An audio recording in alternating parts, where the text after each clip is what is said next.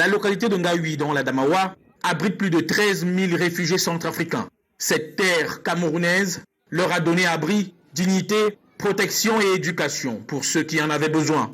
À l'occasion de la Journée mondiale du réfugié, les meilleurs élèves ont été primés et de nombreux jeunes passés par la formation professionnelle ont exposé leur savoir-faire en présence de leurs parents, reconnaissant au HCR et au gouvernement camerounais. La fête des réfugiés, là, je suis contente. Je remercie au chef de l'État du Cameroun avec HCR. C'est juste le remerciement parce que c'est grâce aux appuis du HCR et j'ai pu continuer mes études.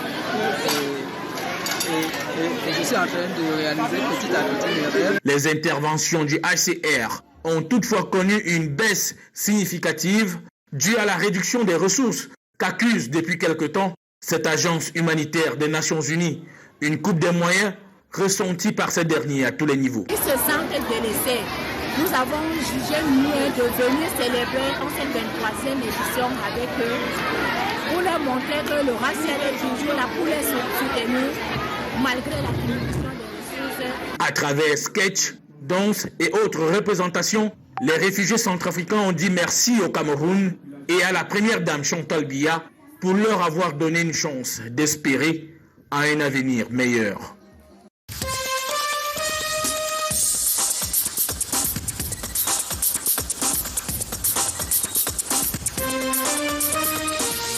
Au front contre l'insécurité, voici les retombées de l'opération de terrain menée tôt ce matin en zone rurale et périurbaine de Bertois par ses Pandores.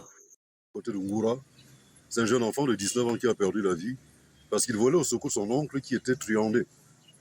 Ils l'ont poignardé mortellement. Malheureusement pour lui, il a déjà été enterré.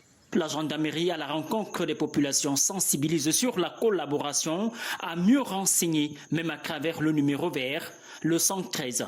Voilà pourquoi le ministre, M. Le CED, a décidé de prendre des directives d'opération qu'il nous a communiquées et qui justifient notre raison d'être sur le terrain pour ce moment-ci.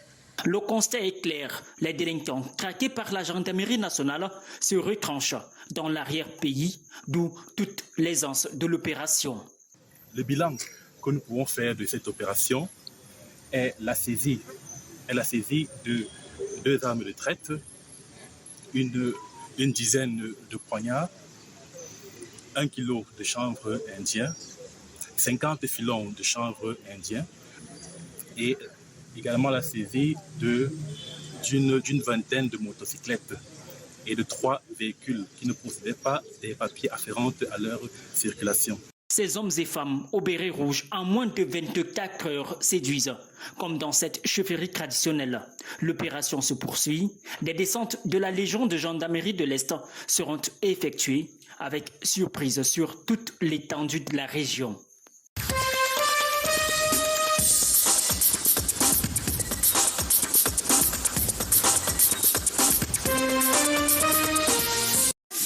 Il y a 3 ans, Faouzia a dû arrêter ses études pour laisser ses frères la continuer. Nous sommes dans le secteur 4 du camp des réfugiés de Gado-Badière. Beaucoup de réfugiés ont arrêté l'école parce qu'il n'y a pas l'argent. J'ai fréquenté jusqu'au mois de... Ici, le Haut Commissariat des Nations Unies en charge des réfugiés aide les jeunes réfugiés centrafricains, à l'instar de Faouzia, à s'autonomiser. À l'occasion de la 23e édition de la Journée mondiale à eux consacrée, ils ont tenu à démontrer toute l'étendue de leur nouvelle potentialité. Au-delà des formations professionnelles, il y a les activités génératrices du revenu, les activités d'agriculture. Notamment ici, le chef du village, l'année dernière, a octroyé plus de 35 hectares mis à la disposition des réfugiés pour mener des activités. Au site de Gado-Badière, de nombreux jeunes sont dans le désœuvrement. Dans le site de réfugiés à Gado-Badière, les jeunes n'ont pas d'activité. Les ciblages ont dit que si tu as 35 ans, on ne va pas te former. Conséquence, si je n'ai rien à faire, ça pose les problèmes de l'insécurité aussi. La première dame du Cameroun, Chantal Biya, est la marraine de cette édition. Aucune main n'est de trop dans l'humanitaire.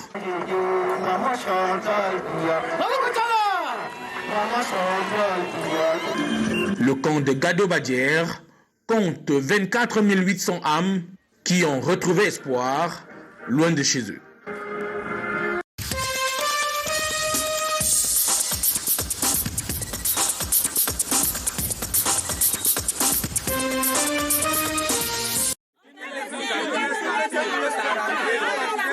c'est le qui-vive. Les populations de Ngonjo, dans l'arrondissement de Douala 3e, vivent la peur au ventre. Suite à une sommation de libérer les lieux sous week-end, adressée à la population par l'autorité municipale pour occupation d'un espace objet de la querelle. Ils ont acquis l'espace pour la plupart depuis une vingtaine, voire une trentaine d'années. Ils ont passé, disent-ils, des actes d'immatriculation avant d'être surpris par l'annonce de l'existence d'un autre titre foncier sur le même site, ce qui à leurs yeux est une curiosité. En 2017, le sieur Liken Adolphe, il brandit avec un titre foncier vierge, nous disant qu'il est le nouveau propriétaire. Quelque temps après, il ramène un titre assuré. Parce qu'on lui avait dit que ce n'était pas normal, parce que son titre nous a trouvés. Il ramène un autre assuré, nous disant de payer. Nous connaissons que lui, il a une instance avec les autochtones. Quelle est notre garantie qu'une autre personne ne viendra pas annuler votre titre foncier? Ça fait quelque temps, nous avons reçu la sommation de libérer. Par la mairie. Voilà, par la mairie. Les anciens sur le site semblent bien maîtriser l'affaire et raconte. Nous sommes ici, ça fait déjà 20 ans, pas maintenant à 27 ans que nous sommes ici là. Et ici c'était la brousse qu'on faisait, c'était le champ de ananas. On faisait l'ananas ici là. Après le père qui était le chef l'endroit si ça lui appartient. Elle a demandé que si on a besoin de terrain, qu'on achète. On a acheté. Le principal pointé du doigt dit ne pas pouvoir intervenir face caméra puisque, poursuit-il, attendre la décision du tribunal. Entre-temps, l'affaire crée des gorges chaudes dans la localité.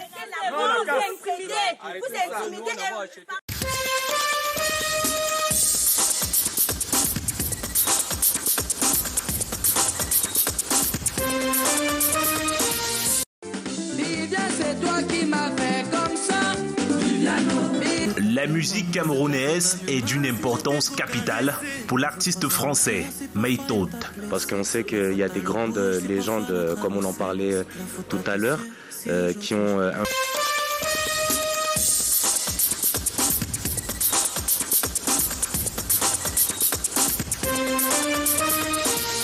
Au 5e hangar du marché Fundi à Yaoundé, on le retrouve sur quasiment tous les comptoirs. Rond comme une pomme compacte et décoré de ses feuilles larges et ondulées.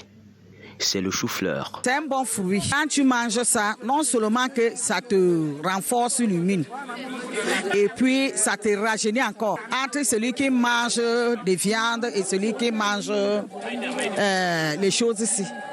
Tu vois, non? Tu es toujours fraîche. Au Cameroun, la variété la plus répandue est celle-ci. Mais la couleur du chou-fleur peut varier en fonction des régions et du climat. Cru ou cuit, il peut être utilisé dans de nombreuses recettes qui vont ravir les consommateurs de tout âge. Même les enfants, c'est bon aussi pour eux. Tout le monde peut y manger. Au-delà d'un simple légume, le chou-fleur présente des vertus multiples et est très recommandé par des spécialistes de la santé. Pour les personnes qui souffrent par exemple de maladies cardiovasculaires ou alors d'obésité, de diabète, ils sont les bienvenus. Lui encore, sa bonne source en potassium est aussi favorable à ceux qui souffrent d'hypertension artérielle. Les Camerounais commencent à connaître cela. Avant, c'était difficile pour les Camerounais d'en prendre. Mais ils s'habituent maintenant, surtout avec le problème du diabète. Ça leur permet de prendre ces produits. Et je crois qu'ils trouvent leur compte. Malgré ses atouts, le chou-fleur demeure moins connu des consommateurs camerounais. C'est pourquoi il a du mal à être écoulé et peut passer généralement plusieurs jours sur les étals. Il y a les jours comme aujourd'hui, là, voilà un sac, voilà tout ce que j'ai pu récupérer. Et que je ne suis pas sûr de vendre ça, mais je suis obligé de payer le fournisseur. C'est un des fruits qui désigne lui-même son client.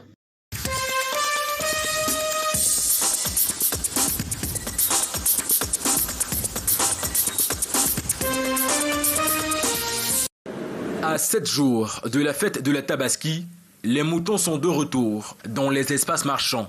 À Douala, lieu-dit marché des moutons, au terminus, les brebis ont envahi l'espace vert. Il y a plusieurs qualités de types de moutons ici. Ceux qui sont venus du nord, on a amené plus de qualités. Vous voyez, il y a presque 4 qualités.